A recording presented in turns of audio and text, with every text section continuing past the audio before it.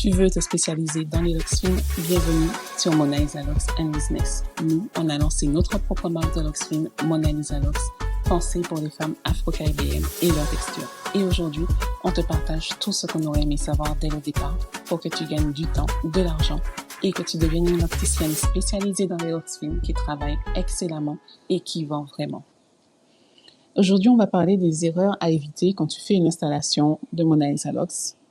Pas pour te fliquer, pas pour te juger, mais vraiment pour éviter que tu fasses des bêtises qu'on a toutes faites un jour. Parce que vraiment, il n'y a rien de pire d'avoir bossé des heures, 12, 20 heures sur une installation et de devoir réparer ou de recommencer derrière ou de chercher à ajuster. C'est démoralisant, c'est frustrant et franchement, ça coûte du temps, de l'énergie et parfois même de la clientèle. Donc, je vais commencer par la base directement.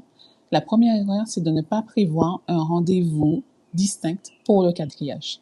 Ce que je vois encore trop souvent, c'est qu'il y a des installations qui commencent sans que le quadrillage, sans que les fondations ont été faites avant.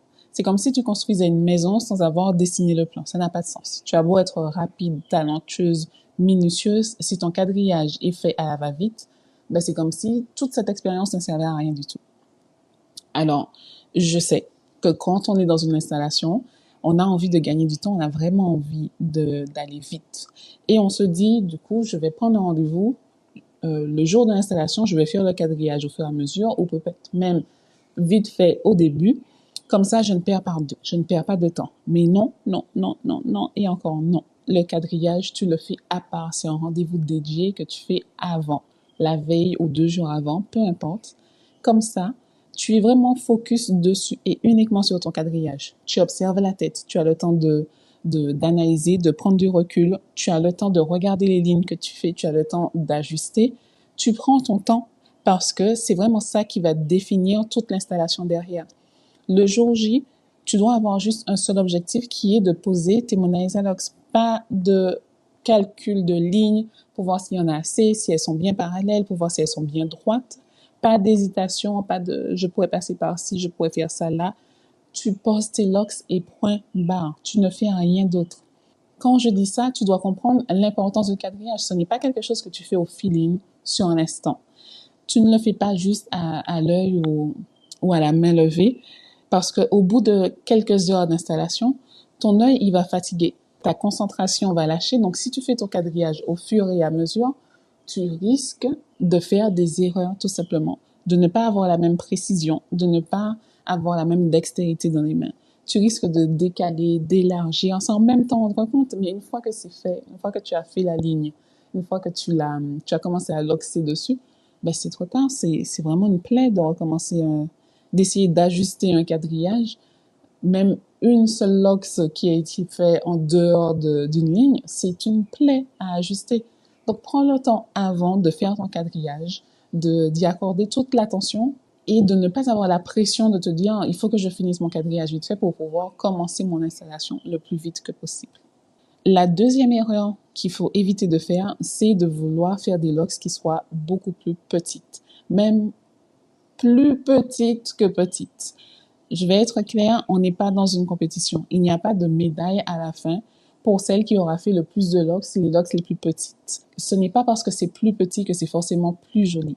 Ce n'est pas ça qu'on recherche dans les Mona Lisa Locks. On cherche un rendu qui soit fin, qui soit élégant, qui soit harmonieux. Mais ce rendu-là, il n'a pas besoin de se construire avec des locks qui sont microscopiques. Il se construit avec de la logique. Et c'est quoi cette logique? C'est que la taille des locks va dépendre des cheveux de ta royale. Point final. Pas de tes attentes, pas de ses attentes à elle. Sur ce point-là, il n'y a que ses cheveux à elle qui comptent. Ce que ses cheveux sont capables de prendre et ce que ses cheveux sont capables de prendre en fonction du résultat qu'on veut avoir. Donc, tu t'adaptes, tu ne forces pas, tu n'essaies pas de faire des locks plus petites que ce que le cheveu peut prendre. Ou, à l'inverse, peut-être tu ne fais pas des locks qui sont beaucoup plus grosses parce que tu as l'impression que sur cheveux fins, ben, il faut faire des locks plus grosses, alors que pas du tout. Et que, du coup, ça tiendra mieux. Pas du tout. Observe sa densité, observe sa texture de cheveux, les éventuelles zones d'alopécie et ajuste en fonction de ce que tu vois. Forcément, par exemple, s'il y a une alopécie en quelque part, ça veut dire qu'il y a une irrégularité dans la densité de cheveux qu'il y a sur une même ligne. Donc là, tu devras ajuster. Peut-être qu'il y aura des locks qui ont peut-être quelques millimètres de plus de cheveux que d'autres.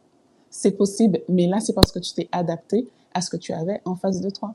Ne pars pas du principe que de toute façon, il faut que tes locks soient minuscules. Encore une fois, ce sont ces cheveux qui te dictent la taille des locks.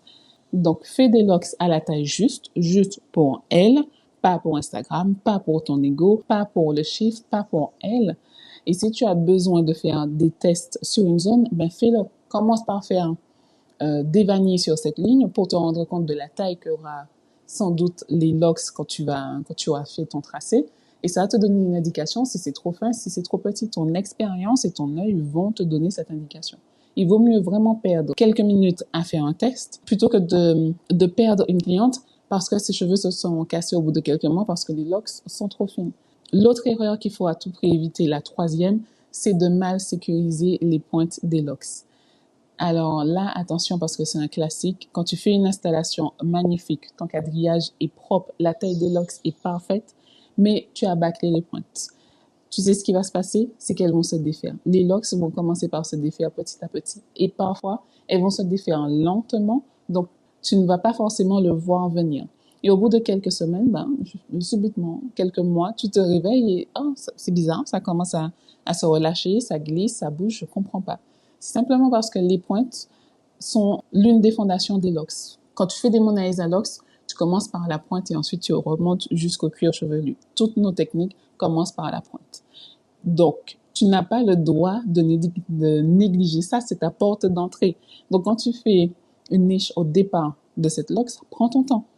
Vérifie et revérifie. Et si tu sens qu'en faisant la locks, la niche commence à se relâcher un peu, reprends-la, prends ton outil, renforce cette niche pour qu'elle tienne.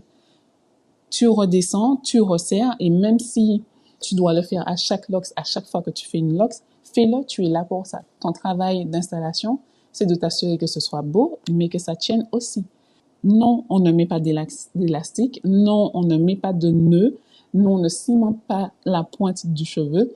Par contre, tu fais ton travail correctement et tu sécurises ta niche. Et si tu te rends compte que c'est un peu lâche, que ça peut ne pas tenir, eh bien, prends ton outil et continue à renforcer cette niche. Tu dois créer une espèce de fermeture qui tienne par elle-même. C'est ton savoir-faire, ton expérience, ton travail qui fait que la locks va tenir. Donc, c'est pas juste quelque chose à faire à la va-vite. On parle là de l'intégrité de la locks. La quatrième erreur, mais qui n'est pas forcément une erreur technique, c'est le fait de ne pas prendre de pause. Là encore, je te disais plus tôt dans l'épisode qu'on n'est pas à la course au nombre de locks, mais on n'est pas non plus à la course à combien de temps j'ai pris pour faire mon installation. Si tu finis ton installation hyper rapidement, mais que tu finis sur les rotules, tellement sur les rotules qu'il te faut un jour pour te reposer, pour reprendre tes esprits derrière, ça n'a pas de sens. On a connu ça. Nous aussi, on a travaillé des heures et des heures, 10 heures d'affilée sans prendre de pause. On a enchaîné les locks, on a enchaîné les installations quelquefois. On a avoir les doigts en feu, le dos qui pète, les pieds qui nous font un mal fou. Tu finis en vrac. Et ta royale aussi, elle est exténuée. L'ambiance devient un peu tendue parce qu'on a une course à finir sur un certain timing précis. Et tu n'as plus d'énergie et du coup, tu bâcles aussi un peu les finitions, tu es moins attentive parce que tu as envie de finir. On te recommande vraiment de t'arrêter toutes les 2 heures, de faire une vraie pause de 20 à 30 minutes pour marcher, pour respirer, pour manger, pour t'allonger. Moi, par exemple, ça m'arrivait de faire carrément des siestes pendant ces 20 à 30 minutes. Et je revenais fraîche. Une installation, c'est vraiment une vraie épreuve pour le corps. Mais c'est aussi une épreuve pour le corps de ta royale. Elle est là, elle a sans doute besoin de souffler aussi, elle n'ose pas forcément t'interrompre, te dire qu'elle a besoin de se lever, donc du coup, elle peut éventuellement retenir son envie d'aller aux toilettes des heures juste parce qu'elle a envie de finir, elle n'a pas envie de casser ton rythme de travail. Donc, impose-toi des heures, autant pour te faire du bien à toi que pour faire du bien à ta royale. Ce qui m'emmène à la dernière erreur qu'il faudrait pas que tu reproduises, c'est d'oublier l'expérience client. C'est-à-dire l'expérience que va vivre ta royale quand elle sera avec toi en train de faire son installation. Tu peux faire la plus belle installation du monde. Si ta royale ne se sent pas bien pendant que tu l'as faite, c'est déjà un mauvais départ. Elle est restée assise pendant des heures et des heures. Elle est restée silencieuse. Elle s'est retenue d'aller aux toilettes. Elle n'a pas osé dire quand tu lui faisais mal.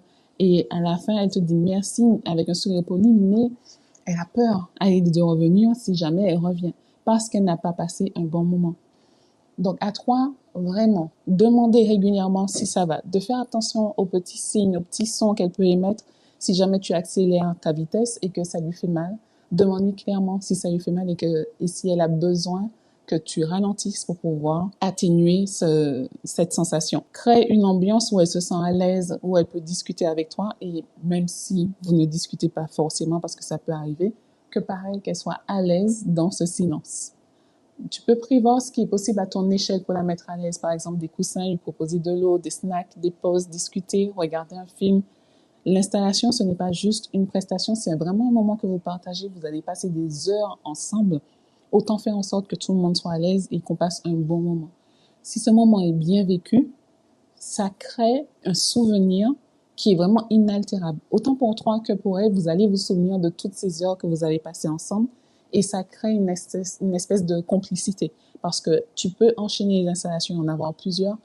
Jamais une installation ne sera pareille qu'une autre. Le moment que tu vivras avec une royale sera totalement unique et jamais ressemblant à autre chose. Jamais. Les cheveux peuvent avoir une texture qui est similaire. Elles peuvent avoir des histoires qui se ressemblent. Pour autant, ce sera toujours singulier ce moment que tu auras passé avec elle. Donc, fais en sorte que ça se passe le mieux que possible. Donc voilà, les erreurs à ne surtout pas faire quand tu fais une installation de Mona Lisa Locks, c'est déjà de ne pas faire de quadrillage en amont, de croire que plus c'est petit et mieux c'est, de négliger les pointes parce que tu peux te retrouver en fonction de la texture de cheveux à devoir les réparer tout le temps. Oublier de faire des pauses et ignorer que en fait, tu es en train de faire une installation sur une vraie personne avec qui tu crées une relation. Prends en compte son ressenti et l'expérience que tu lui fais vivre. Il y a vraiment un point sur lequel je veux qu'on revienne, c'est que ton talent, ta légitimité ne se mesure pas du tout à la vitesse à laquelle tu fais une installation ou au nombre de locks que tu installes. Ta légitimité va plutôt se mesurer à la qualité de travail que tu vas fournir, à la durabilité de ton installation, donc si ça tient dans le temps et que ça donne le résultat voulu, et surtout à la manière dont ta royale se sent quand elle est avec toi, quand elle te confie ses cheveux. Si cet épisode t'a parlé, si tu t'es reconnu ou si ça t'a fait réfléchir, alors abonne-toi à Mona Lisa Locks & Business. Et si tu veux nous aider à faire rayonner cette vision de l'industrie, laisse-nous 5 étoiles et un avis. C'est peut-être un détail pour toi, mais pour nous, ça change tout. Et ça permet à d'autres femmes comme toi de découvrir ce podcast. Je te dis à bientôt. On se retrouve dans le prochain épisode.